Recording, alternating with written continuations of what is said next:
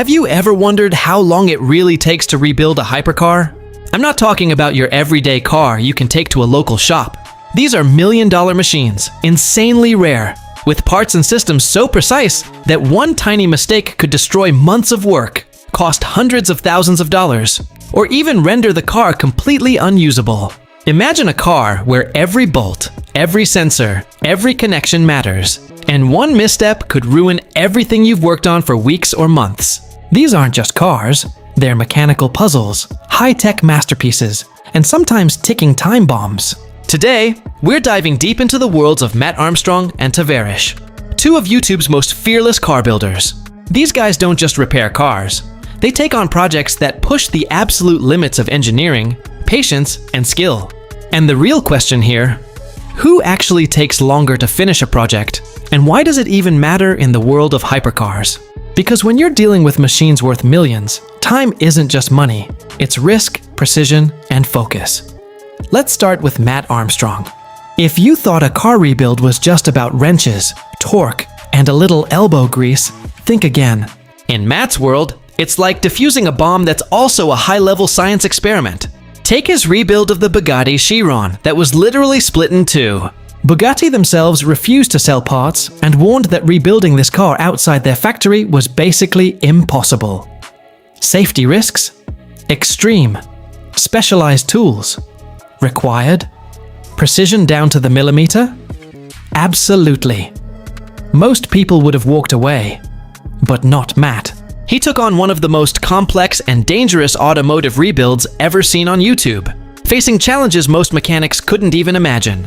Make sure to hit that subscribe button and turn on notifications. Trust me, you don't want to miss what happens next.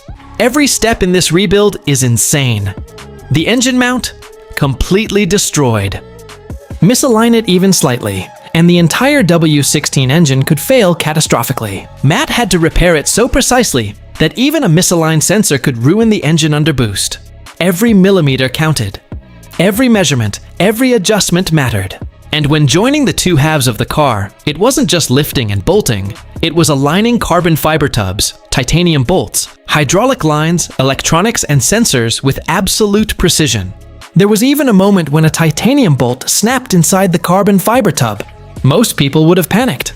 Mat, he carefully extracted it and replaced it with an $11 bolt, the tiny component holding together a $1 million car. That's the level of detail, tension, and focus every day of this rebuild carried. And every day brought new challenges, unexpected obstacles, and moments that could have ended the project. Now, let's flip the script and talk about Tavarish. This guy thrives on the impossible. Remember the flooded McLaren P1 damage during Hurricane Ian? A one-of-a-kind hypercar with only 375 units ever produced, featuring a carbon fiber body, hybrid powertrain, and electronics so delicate that one wrong move could completely disable the car.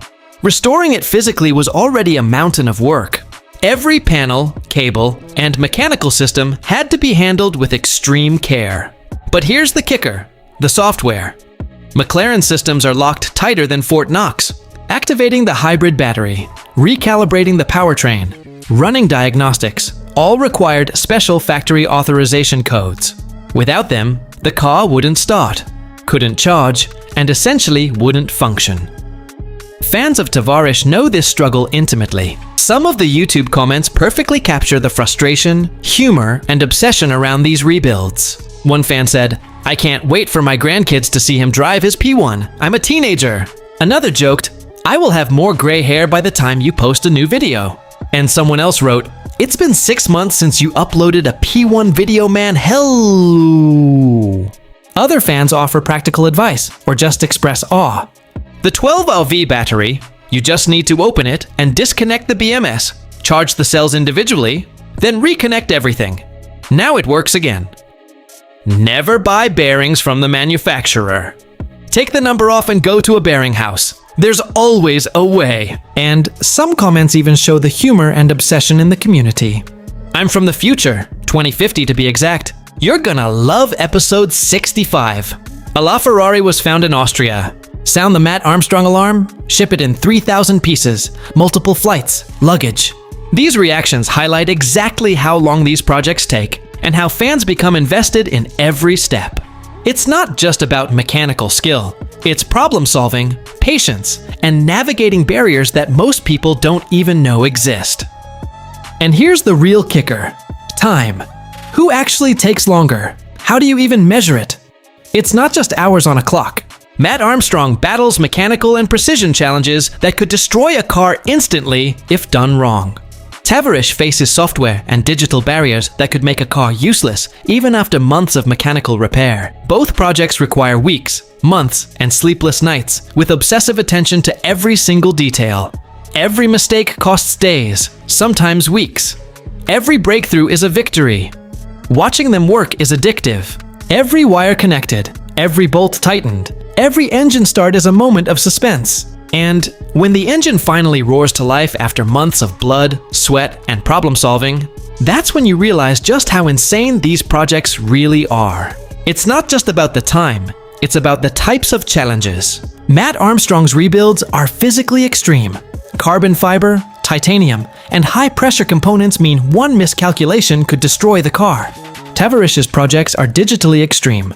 Locked software, hybrid power systems, and encrypted controls make every day a battle against invisible barriers.